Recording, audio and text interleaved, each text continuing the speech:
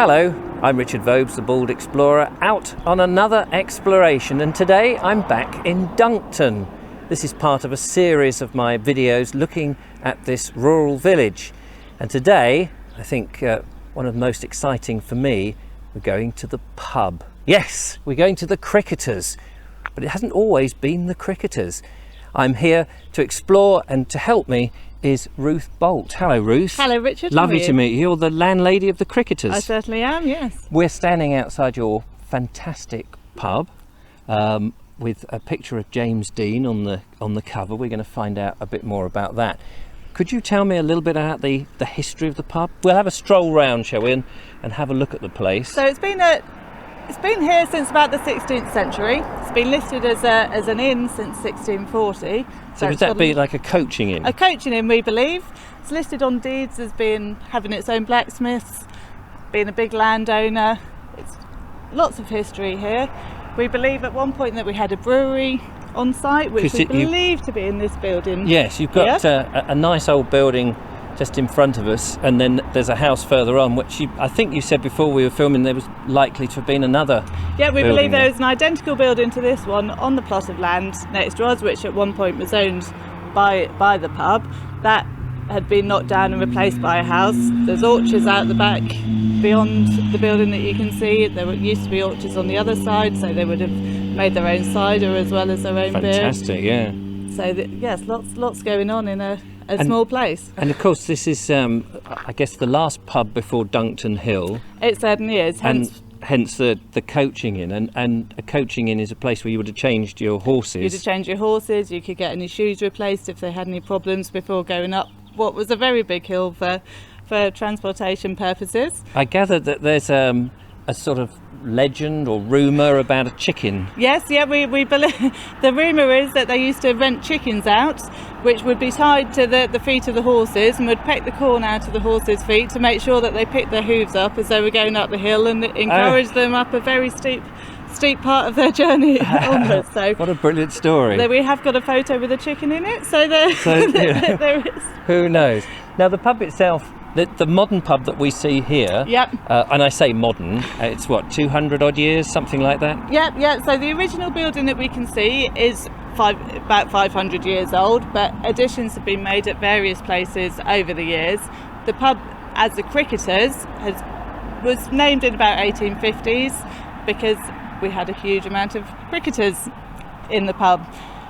Originally, though, the pub actually faced in the other direction because the main road would have run on the other side of the pub, so it was not sure exactly when the road changed and the format of the pub changed, but this is actually the back of the original pub. And that's fascinating, isn't it? Because when you see a pub now, you think it's always stood in that way, but actually it used to be the other way around. And of course, it wasn't always called the Cricketers. No, it was called the Swan because it was on the water, called the Swan on the water previously, and that's because it faced in the other direction. There were a lot of water courses, there was a lot of damming going on in the area, so much more water at that time, and the outlook from the pub was onto the water, and presumably there were swans. Yeah, I would imagine. Absolutely. Hence the name of the pub. And for those that haven't seen, we did a video where we went into the mill down on the estate just down the road. Yep. So do check that video out. Shall we go in and have a look inside? Which would be absolutely fantastic. So I'm also interested, of course, what it's like running a pub today as a current landlady. It's an absolutely beautiful pub, and you clearly do meals. Yes, it's become a lot more food driven these days. Originally, obviously, it would have probably just been beer sales and liquor sales, but over the years pubs have changed a lot, and we're now very heavily food based, using lots of local produce from the amazing area that we live in. Well, so it's absolutely a big change, and the changes have carried on as the pub changed. The road was the cause for the first change in the pub, from the front door to the back door, and the road is what really keeps us going these days, bringing lots of people into the area. Yes. There's a lot of tourism, a growing tourism industry in the area. So people come and use this as a meeting point. We're very much a meeting point. Very strange village, but we're very, very central to a lot of different people. So lots of family gatherings here. Yes. So we're coming from lots of different areas, from the coast, from London, from the east and the west, and so we're very seem to form a nice central position for for families to come and meet for a nice meal and a drink in our beautiful garden. And presumably, because you've got all this wonderful walking land, you get a lot of hikers. We get a lot and of walkers. Obviously, we're close to the South Downs Way, Yes. but there's also numerous beautiful footpaths around here, lovely countryside, and cyclists as well. Now we're a very busy Yes. cycling route, both off-road and on-road, so we get a lot of trade, a lot of people coming in after a day's walking or cutting a walk Absolutely. short in the middle to and a stop nice, for some wonderful refreshments. traditional pub. Absolutely. Can we step into your back garden? Absolutely.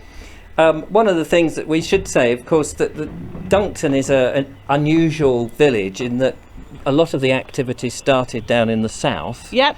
And then has moved slightly north. Yes. And of course the pub must have played a very important role in that.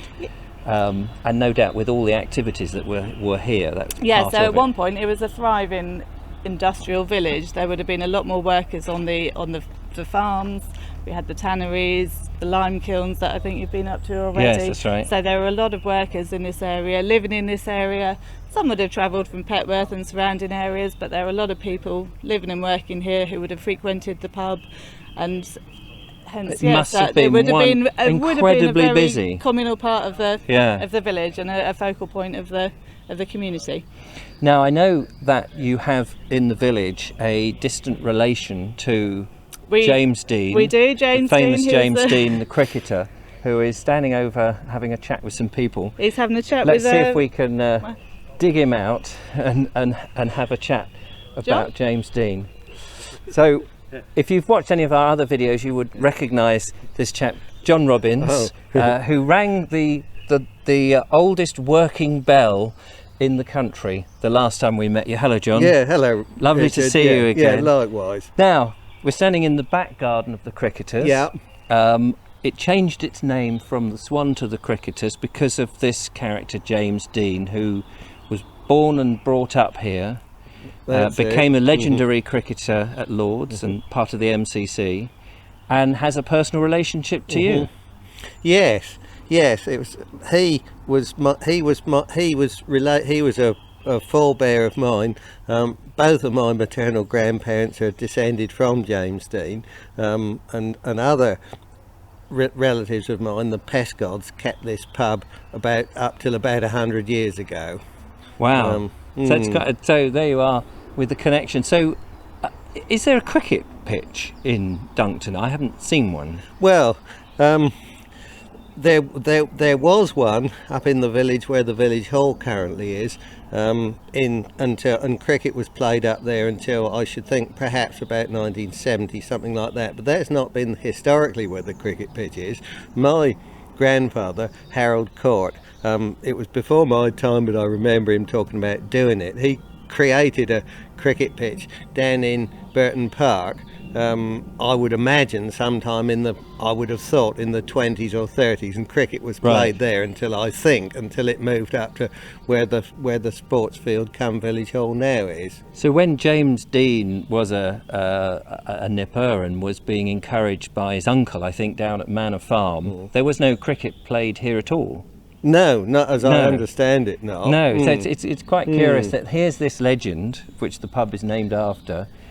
No cricket pitch in the village, but obviously had an uncle who was a keen cricketer, encouraged him, and then I suppose got him to play locally, maybe at Arundel and places like that.